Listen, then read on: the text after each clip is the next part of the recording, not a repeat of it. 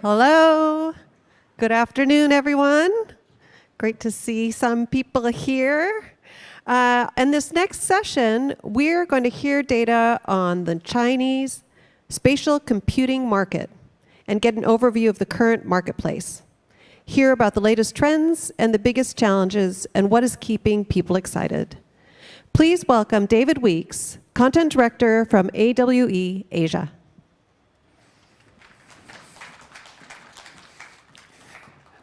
Hi, everyone. Thanks for joining. Pleasure to see everyone here. I have to say, coming from AWE's Asia conference, this year is pretty cathartic. We were the only XR conference, AWE Asia, to be hosted offline in 2020, 2021, 2022, and now 2023. We actually hosted an offline in-person conference in Shenzhen in August 2020, when I think that every other conference was migrated either online or into the metaverse. But I think that it's the reason that I say it's cathartic is that we've actually made a number of changes this year, a couple of exciting developments for AWE Asia moving forward. Notably, we've moved to Singapore. That choice was made with a couple of considerations in mind. The first is that we wanted to better capture the true diversity of the XR industry in East Asia, while also being aware of and taking into account the centrality of China in Asia's and in the world's XR hardware and supply chain ecosystem, but also trying to take into account some of the really important contributions that colleagues in other places in the APAC region make to the global XR marketplace and ecosystem.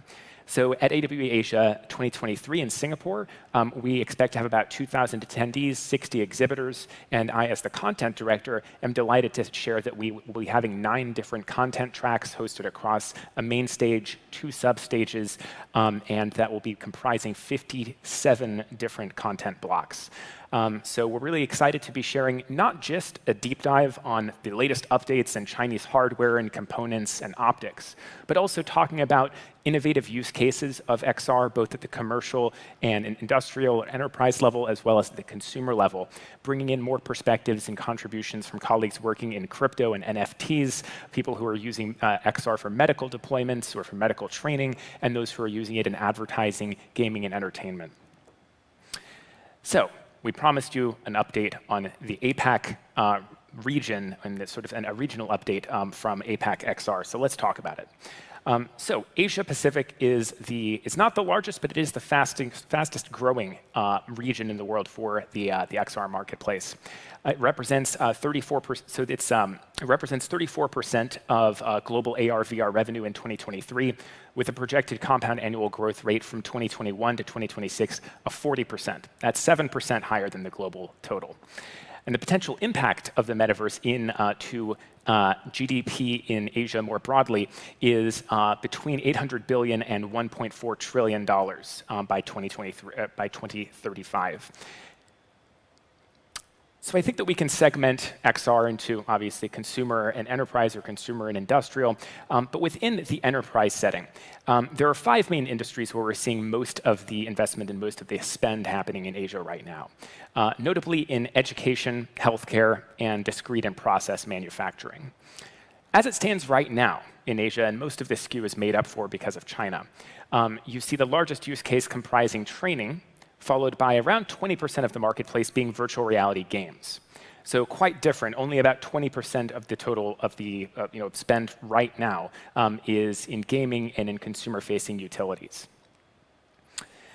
So in total, Asia is expected to reach about $10 billion in XR expenditure in 2023, contributing 34% of that revenue projection worldwide.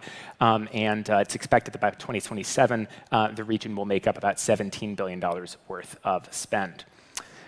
One thing that's quite different in China and the APAC region more broadly is that the hardware ecosystem is much more fragmented. So you see a couple of players who have, I would say, sizable percentages of market share in the AR/VR headset space, but no one has eclipsed 50%. In 2022, we also passed a pretty significant milestone, though, which is that China shipped more than 1 million VR headsets for the first time, and we eclipsed more than 100,000 AR headsets for the first time.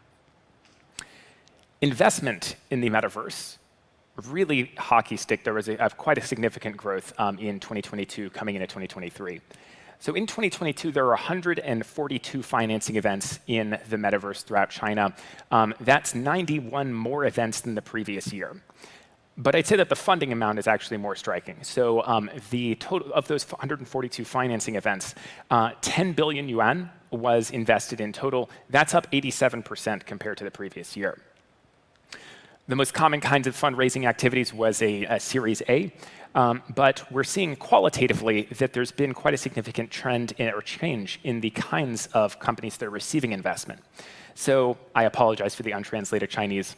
On the right side here, this chart on the right side, that tallest bar, so your leftmost side, 23 funding events went towards companies that were working in virtual beings, AI, and avatars, which I think that rhymes with some of the trend and some of the hype that we're seeing overseas about the excitement of sort of use cases that bridge the gap or sort of connect generative AI with XR. So we touched on the sort of surprising smallness of the consumer-facing VR industry in China, particularly consumer-facing games. Let's talk about why that might be the case and where are some avenues to grow.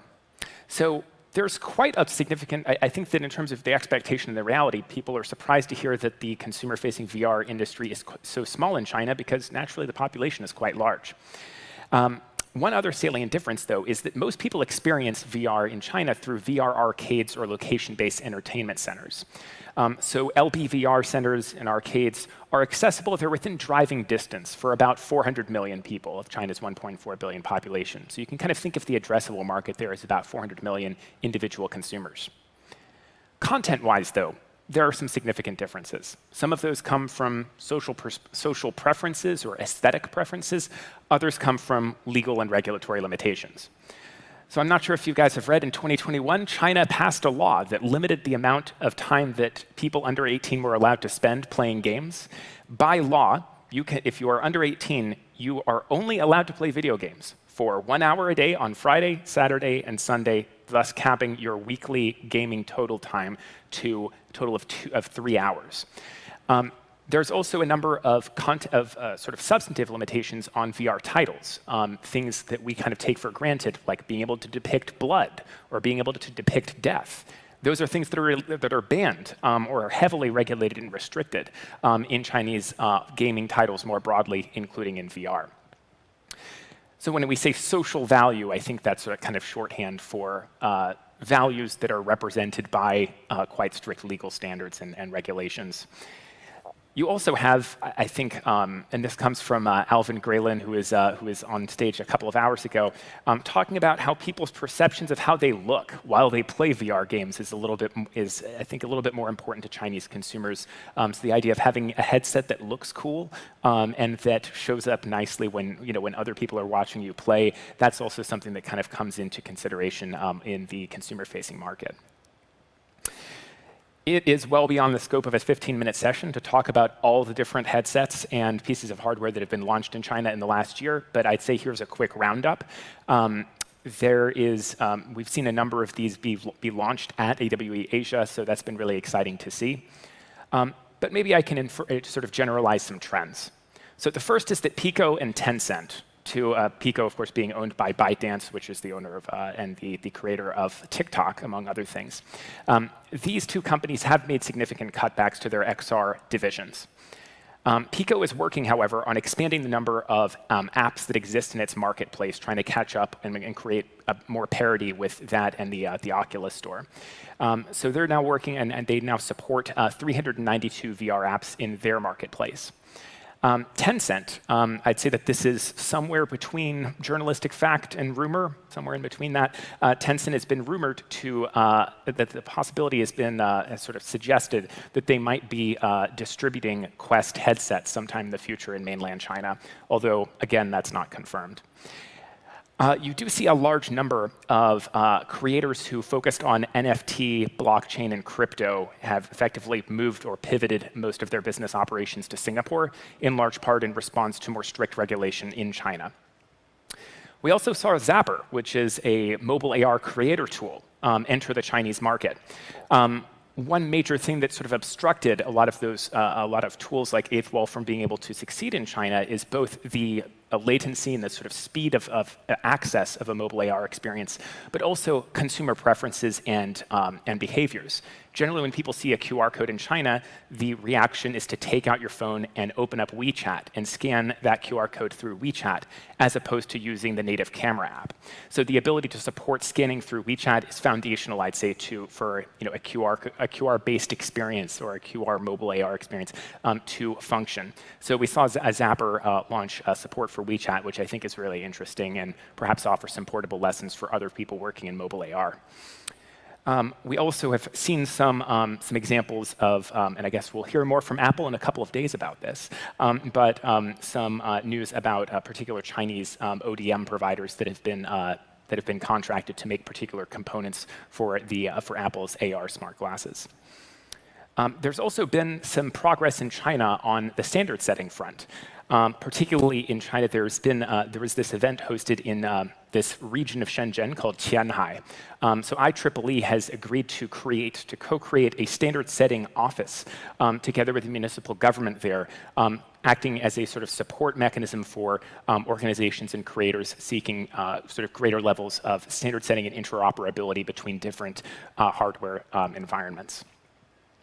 On the policy side, almost every government in the APAC region has announced some kind of metaverse support project, and in some cases have actually explicitly designated the promotion of the metaverse or the promotion of XR as a matter of industrial policy. I'd say the one that I'm most familiar with is China's MIIT has announced the Virtual Reality and Industry Application Integration Development Action Plan from 2022 to 2026. Despite the verbose title, I'd say the headline that is pretty interesting is that the Chinese government has set out an explicit policy goal to ship 25 million XR headsets from China by the end of 2026. It remains to be seen if that's going to be led by consumer demand, by industry purchases, or by public sector purchases, which might sort of artificially inflate those numbers. But that's by no means exhaustive. We also saw the Korean government take a similar level of support for the metaverse by announcing the creation of an emerging metaverse industry promotion strategy, essentially an umbrella initiative among various entities and government agencies in South Korea. At AWE Asia, we've seen some of these sort of macro-level trends trickle down to what we see at different booths. So we saw 4 different companies launch AR headsets, including those from Inmo, Lingxi AR, TCL, and Dreamglass. We've also seen 4 new XR platforms that were launched at AWE Asia in 2022, those from Hongke, Hisense, Easy XR, and Shadow Creator. So at our conference, we do have the luxury of being able to ask our participants how they're feeling. And in particular, over the years, ask them the same sets of questions over and over again to get a sense of how things have been changing in recent years.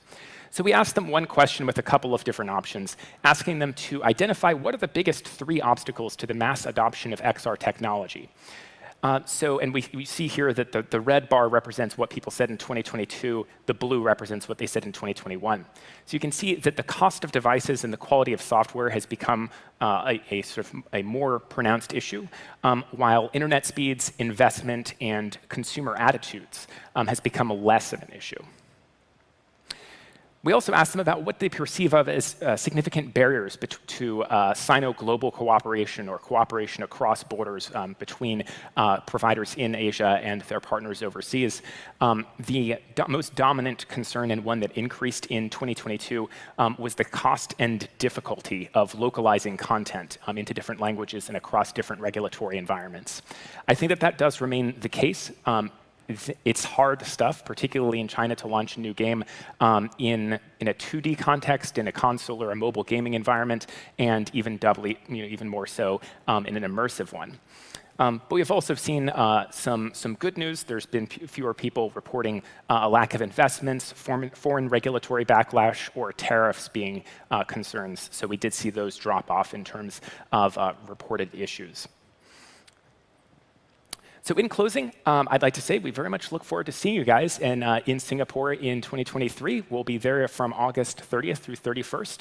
If you have any questions, we'd be delighted to keep up the conversation. You can reach out to me at david@aweasia.com. With that said, I hope you guys enjoy the rest of the conference, and thanks for joining. Take care.